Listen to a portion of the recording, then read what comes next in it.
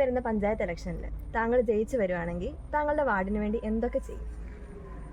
അതിനുള്ള മറുപടി എന്ന് പറയുന്നത്, ഞാൻ എല്ലാ വീടുകളും കയറി ഇറങ്ങി ഓരോ വീട്ടിൽ ഞാൻ കുറേ സമയം ഇരുന്ന് അവരുമായിട്ട് സംസാരിച്ച് അവരുടെ പ്രശ്നങ്ങൾ മനസ്സിലാക്കി. അപ്പോൾ അവരെന്നെ വിളിച്ചകത്ത് കയറ്റി ഇരുത്തി എന്നോട് അവരുടെ കാര്യങ്ങൾ പറഞ്ഞു. അപ്പോൾ കാര്യങ്ങൾ പറഞ്ഞു കഴിഞ്ഞപ്പോൾ എനിക്ക് മനസ്സിലായത്, ഇവിടെ വഴിവിളക്കിൻ്റെ ഒരു അഭാവമുണ്ട്.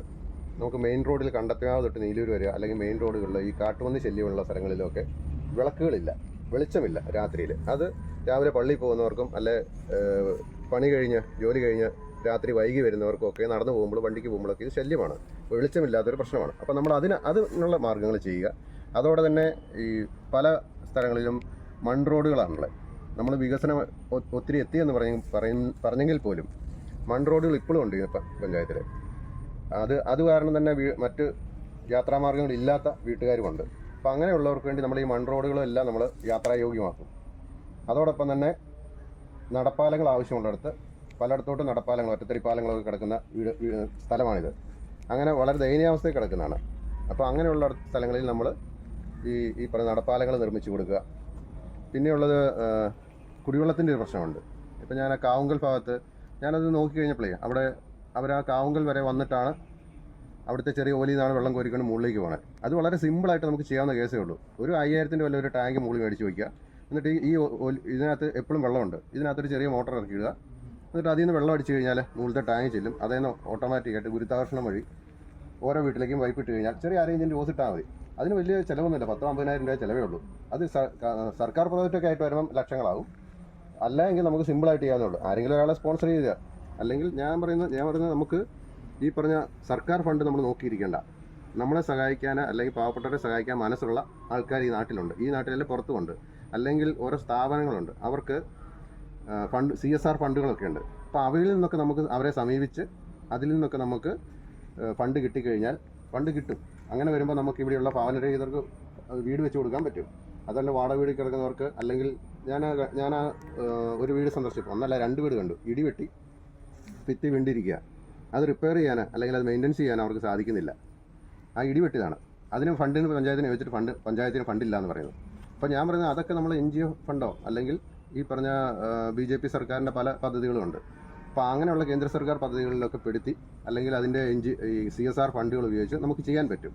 അപ്പോൾ നമ്മളതിന് മനസ്സ് കാണിക്കുക, അത് ചെയ്യാമെന്നുള്ളതാണ് എൻ്റെ കൺസെപ്റ്റ്. അതേപോലെ തന്നെ വേറൊരു കാരോലി കുടിവെള്ള പദ്ധതിയുണ്ട്. അതിപ്പോൾ പ്രവർത്തിക്കുന്നില്ല. അതിൽ നിന്ന് വെള്ളം കിട്ടുന്നതായിരുന്നു കുറേ വീട്ടുകാർക്ക്. അപ്പോൾ അതിനകത്ത് ഞാൻ അന്വേഷിച്ചപ്പോൾ അതിൻ്റെ മോട്ടറിൻ്റെ കംപ്ലയിൻ്റ് ഒക്കെ ഉള്ളൂ.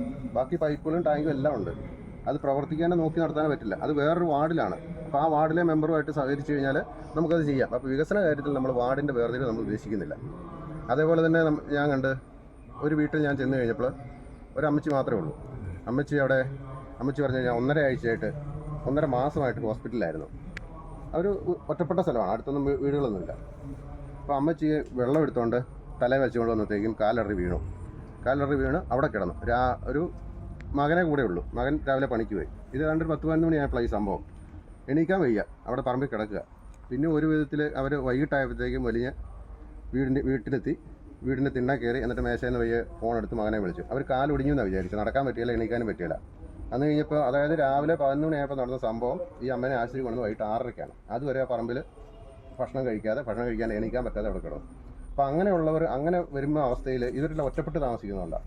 അപ്പോൾ അവർക്കുള്ള എൻ്റെ പദ്ധതി എന്ന് വെച്ച് കഴിഞ്ഞാൽ ഈ പകൽ വീടെന്ന് പറഞ്ഞൊരു കൺസെപ്റ്റ് ഉണ്ട്. കേരളത്തിലുള്ളതാണ്, നിലവിലുള്ളതാണ്. പക്ഷേ നമ്മുടെ ഇവിടെ ഇല്ല.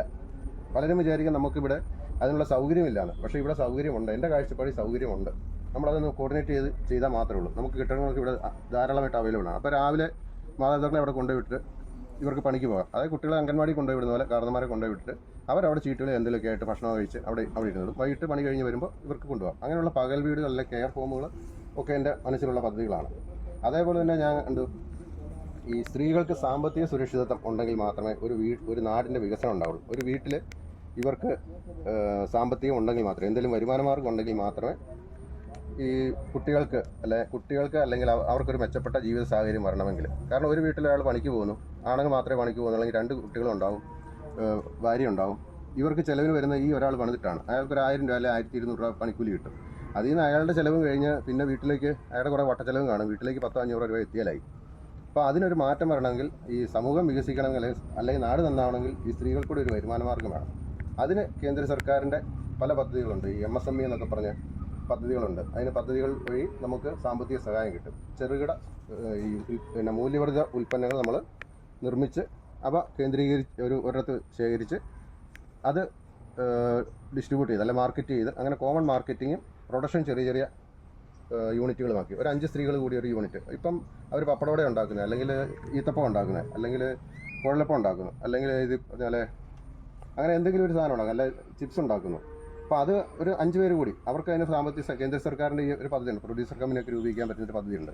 അങ്ങനെയൊക്കെ പെടുത്തി കഴിഞ്ഞാൽ അതിനകത്ത് നിന്ന് അവർക്കൊരു വരുമാന മാർഗ്ഗം കിട്ടുകയും ചെയ്യും, നാടിൻ്റെ വികസനമാകുകയും ചെയ്യും. ഈ പ്രോഡക്റ്റുകൾ നാട്ടിലേക്ക് പോകും, എല്ലായിടത്തും എത്തുകയും ചെയ്യും. നാടൻ സംഭവങ്ങൾക്ക് ഇപ്പോഴും ഡിമാൻഡുണ്ട്. വിദേശത്തോട്ടാണ്, നമുക്കത് വിദേശത്തോട്ട് വേണമെങ്കിലും കയറ്റി വിടാൻ പറ്റുന്ന ആൾക്കാർ നമ്മുടെ കസ്റ്റഡിയിലുണ്ട്, നമുക്കിവിടെ ഉണ്ട്, നമ്മുടെ നാട്ടിൽ തന്നെ ഉണ്ട്. നമുക്ക് ആ ചക്കഫായിട്ട് തന്നെ കണ്ടാൽ അറിയാം. അത് തന്നെ നമുക്ക് മറ്റു ആൾക്കാരുമുണ്ട്, തൊഴിൽ ഭാഗത്തൊക്കെ നമുക്ക് സുഹൃത്തുക്കളുണ്ട്. അപ്പോൾ അവർ വഴിയൊക്കെ ആയിട്ട് നമുക്കിവ കയറ്റി വിടാനും പറ്റും, അല്ലെങ്കിൽ ഡിസ്ട്രിബ്യൂട്ട് ചെയ്യാൻ പറ്റും. അങ്ങനെയുള്ള ചെറിയ ചെറിയ മൂല്യവർദ്ധിത പ്രോഡക്റ്റുകൾ എങ്കിലേ നാട് വികസിക്കുകയുള്ളൂ. അപ്പോൾ അടിസ്ഥാന സൗകര്യങ്ങളും എല്ലാം വേണം. നമ്മൾ കുടിവെള്ളം വേണം, വഴികൾ വേണം, പിന്നെ വീടുകൾ വേണം. വീടുകളാണെങ്കിൽ പിന്നെ ഭവനരഹിതർക്ക് ഇപ്പം സേവാഭാരതിയുടെ ഒരു പദ്ധതിയുണ്ട്. സേവാഭാരതിയും ചിറ്റിലപ്പള്ളി ഫൗണ്ടേഷനും ചേർന്നിട്ട് വീട് വെച്ച് കൊടുക്കുന്നൊരു പദ്ധതിയുണ്ട്. അപ്പോൾ അങ്ങനെ അതിൽ നമുക്ക് വീടുകൾ നമുക്ക് ലഭിക്കാം. നമ്മൾ ജയിച്ചു വരികയാണെങ്കിൽ ഇതൊക്കെ നമുക്ക് സിമ്പിളായിട്ട് ചെയ്യാവുന്ന കേസേ ഉള്ളൂ.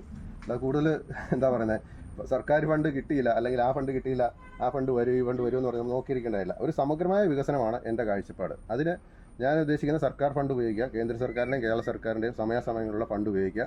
അതേപോലെ തന്നെ NGOകളുണ്ട്, അവയുടെ ഫണ്ട് ഉപയോഗിക്കുക, അവയെ നമ്മുടെ ഇവിടെ പ്രവർത്തിക്കാൻ അനുവദിക്കുക. അതേപോലെ തന്നെ കമ്പനികളുടെ CSR ഫണ്ടുകളുണ്ട്, CSR ഫണ്ടുകൾ, അവ നമ്മൾ ശേഖരിക്കാൻ സാധിക്കുക, അല്ലെ അവയെ ഇങ്ങോട്ട് അട്രാക്ട് ചെയ്യുക. അതോടൊപ്പം തന്നെ നാട്ടിൽ എനിക്ക് അനുഭവമുള്ളതാണ്, നാട്ടിലെ സുമനസ്സുകൾ, അതായത് നല്ല സഹായം ചെയ്യാൻ താല്പര്യമുള്ള, പൈസയും സഹായം ചെയ്യാൻ മനസ്സുള്ള നാട്ടുകാർ ഇഷ്ടം കൂടിയുണ്ട്.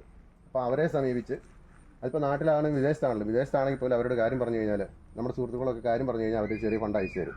അപ്പോൾ നമുക്കിവിടെ സുഖമായിട്ട് നമുക്കിവിടെ നാടിനെ വികസനം മുഖച്ഛായ തന്നെ മാറ്റാൻ പറ്റും. അങ്ങനെ ഒരു കാഴ്ചപ്പാടാണ് എൻ്റേത്.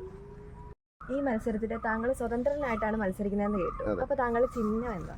ഞാൻ സ്വതന്ത്രനായിട്ടാണ് മത്സരിക്കുന്നത്. എങ്കിൽ പോലും എനിക്ക് NDA, കേന്ദ്ര സർക്കാർ ഭരിക്കുന്ന മോദിയുടെ ഇന്ത്യ എനിക്ക് സപ്പോർട്ട് ചെയ്യുന്നുണ്ട്.